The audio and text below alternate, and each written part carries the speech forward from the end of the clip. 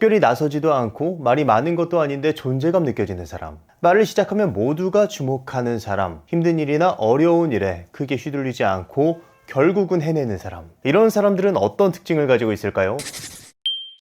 조용한데 단단한, 만만하지 않은 사람들은 그런가 보다 라고 합니다. 제 지인 중에 S기업 다니는 친구가 하나 있습니다. 그 친구는 저랑 같이 고등학교 2학년 때까지 놀다가 고3이 되어서 정신을 차리고 공부를 정말 열심히 한 친구예요. 가끔은 여기서 제가 고2 때부터 정신을 차렸으면 얼마나 좋았을까 라는 생각을 종종 하게 되네요. 어쨌든 1년 동안 정말 열심히 공부를 했는데 그 친구는 결국 원하는 결과를 보지 못하고 수능에서 모두 낙방을 하게 됩니다. 결국 삼수까지 도전을 하게 됐어요. 그렇지만 원하는 결과가 결국 나오지 않았고 자신의 기준에서 정말 한참 낮은 학교에 입학을 하게 됐어요. 그런데도 그 친구는 별로 힘든 기색도 없고 오히려 캠퍼스 생활을 잘 즐기더라고요. 그래서 제가 의아하게 생각해서 물어봤습니다. 그러자 친구는 이렇게 말하더라고요. 야, 당연히 안 괜찮지. 그런데 지금부터 시작이잖아.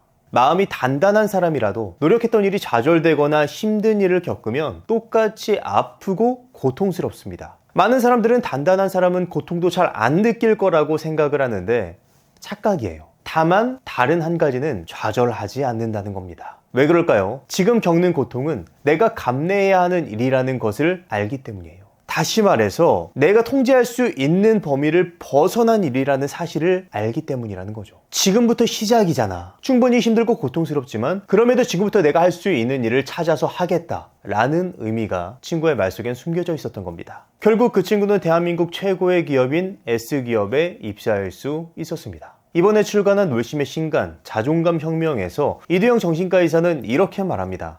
내가 할 수 있는 게 있고 내가 어쩔 수 없는 게 있다. 중요한 것은 내가 어쩔 수 없는 것이 있다는 사실을 받아들이는 용기다 라고 말이죠. 내가 어쩔 수 없는 일에 시간과 에너지를 쏟는 것, 그것을 우리는 시간 낭비라고 말합니다. 단단한 사람은 시간 낭비를 하지 않습니다. 감정적으로 동요는 할지언정 거기에 얽매여서 무너지거나 좌절하지는 않는다는 말이에요. 차라리 그 시간에 자신이 할 수 있는 다른 일에 집중합니다. 제가 조용하지만 단단한, 조용하지만 만만하지 않은 이라는 말을 쓴 이유는 쓸데없는 말을 잘 하지 않는다 라는 특징을 가지고 있기 때문이에요. 그래서 내면이 단단한 사람들은 남들에게 쓸데없는 조언이나 선 넘는 간섭을 하지 않습니다.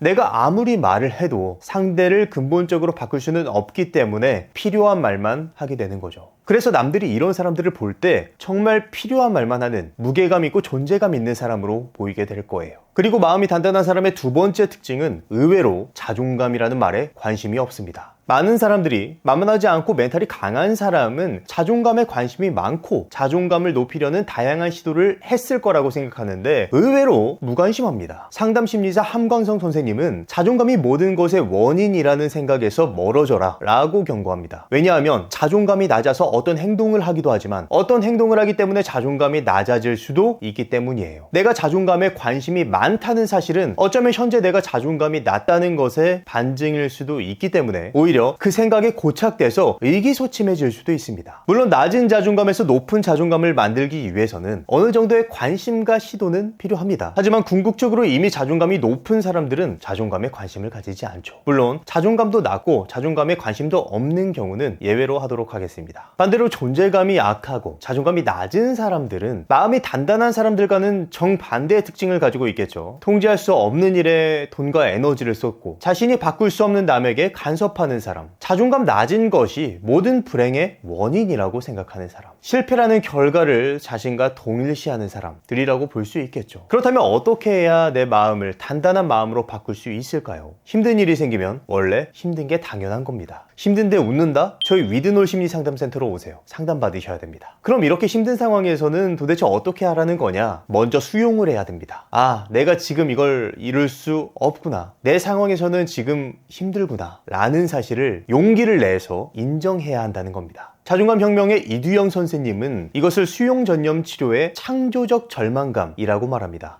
다시 말해서 통제할 수 있는 것과 없는 것을 구분하고 새로운 시작을 해야 한다는 거예요. 내가 지금 할 수 있는 무언가에 행동을 통한 몰입을 해야 한다는 거예요. 많은 사람들이 특정 문제 상황에서 회피를 합니다. 회피를 하면 다시금 상황은 악화되고 악화된 상황은 스스로의 가치를 깎아먹게 되죠. 나 스스로에 대한 믿음이 뚝뚝 떨어지는 겁니다. 자존감이 낮아지는 악순환의 고리를 겪게 되는 거죠. 이때 악순환을 끊어내기 위해선 한 가지만 기억하세요. 정말 하기 싫은 일에 아주 작은 것부터 행동을 통해서 몰입해보세요. 그러면 조금씩 내가 행동을 하다 보면 성과가 나오겠죠. 그 순간 스스로에 대한 믿음이 생기고 마음의 근육이 붙게 될 거예요. 자존감 혁명의 김병수 원장님은 루틴을 찾으라고 말합니다. 정말 내 마음이 터무니없이 약해져 있는 상황이라면 모든 일이 하기 싫고 힘겨울 거예요. 그럴 때는 정말 사소한 거라도 상관없습니다. 루틴을 세우세요. 아침에 하든 저녁에 하든 상관없이 작은 루틴을 세워서 성취하세요. 일찍 일어나기, 일찍 자기, 5분간 햇빛 쬐기, 1분 산책하기, 저녁 먹기, 책 한 줄 읽기, 놀심 영상에 좋아요 누르기 등 지금 할 수 있는 작은 것에서 내가 해내는 성취, 그것을 루틴을 통해서 달성해 보세요. 지금 루틴 중에서 약간 함정이 포함된 것도 있는 것 같은데 그것은 기분 탓일 겁니다. 여러분이 루틴을 통해서 마음의 성취를 이뤄내는 것은 마치 마음의 재활치료, 마음의 필라테스를 하는 것과 비슷한 효과를 가지게 될 거예요. 마지막으로 발견하세요. 자존감 혁명의 이현주 교수님은 이렇게 말합니다. 내가 좋아했던 것의 목록을 만들고 그 중에 내가 잘할 수도 있는 것을 찾아내라고. 그리고 하루에 10분에서 20분씩 놀듯이 일상에서 경험해 보라고. 그러면 여러분이 잃어버린 소중한 것을 찾을 수 있다고 교수님은 말합니다. 정말 내가 좋아하는 게 뭔지 모르겠다, 내가 재밌는 게 세상에 없다, 그런 분들은 지금 눈을 감고 내 인생에서 동영상처럼 생생하게 기억되는 그것을 찾아보라고 말합니다. 가슴이 뛰고 생동감이 느껴졌던 순간, 그 순간이 힌트라고 말이죠. 정말 별거 아닐 수도 있습니다. 어쩌면 말하기도 부끄러운 한순간의 기억일 수도 있어요. 하지만 그 기억 속에 여러분의 보석 같은 강점이 숨어 있을지도 모릅니다. 아니, 숨어 있을 겁니다. 현재 상황을 수용해서 지금의 환경을 바꾸고 용기를 낸 행동으로 몰입하고 무너지지 않는 나의 루틴을 세우며 여러분의 가치를 발견하는 것, 마음속 자존감의 혁명을 이뤄보세요. 자존감이란 스스로 나를 괜찮은 사람이라고 여기는 마음입니다. 놀심 첫 번째 시리즈 자존감 혁명을 통해서 여러분의 잃어버린 자존감을 세워보시고 더 단단한 사람으로 거듭나셨으면 좋겠습니다. 그리고 자존감 혁명으로 이번에 독서 모임도 진행할 생각이니까요. 관심 있으신 분들은 고정 댓글을 참조해 주시면 감사하겠습니다. 그럼 오늘의 심리학은 여기까지 하도록 하겠습니다. 감사합니다.